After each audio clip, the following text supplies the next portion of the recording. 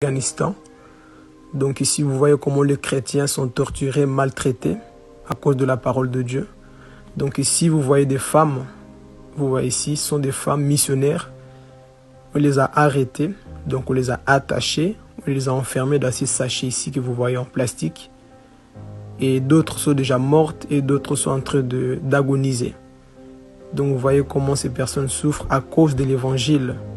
On les a humiliées, on les a arrêtées, on les a mis sous des places publiques. D'autres étaient peut-être violés avant qu'on les enferme ici. Ils étaient frappés, violés et ensuite les enfermer ici pour les humilier. Tout ça à cause de la parole de Dieu.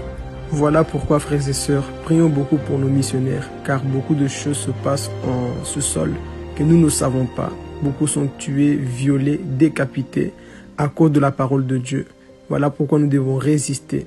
Des fois, nous nous plaignons pour des petites choses alors que beaucoup sont persécutés chaque jour, chaque instant. Ils sont frappés à cause de ce message que nous portons. Ces images que vous voyez ici, ce ne sont pas des montages, ce sont des choses qui sont réelles.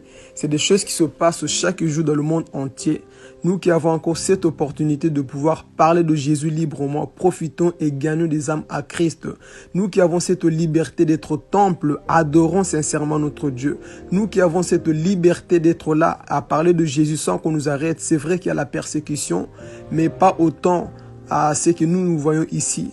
Alors imaginez-vous, frères et sœurs, les choses que ces personnes vivent.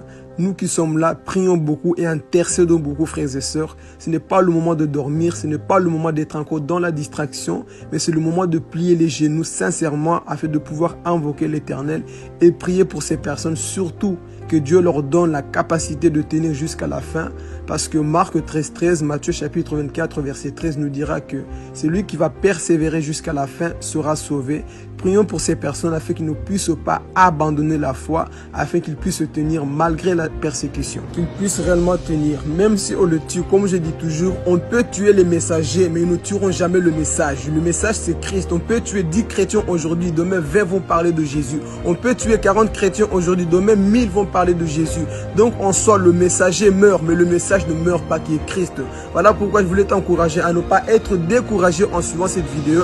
Mais dis-toi bien, quand tu déranges le monde des ténèbres, automatiquement l'ennemi t'arrêtera. Donc on ne jette jamais des pierres sur un arbre qui ne porte pas de fruits. Si on nous persécute, c'est parce que nous avons la lumière en nous. Amen. Que Dieu vous bénisse. Soyez conscients de ces choses-là et gardons la foi quoi qu'il arrive. Que Dieu vous bénisse. C'était Philippe Gomez.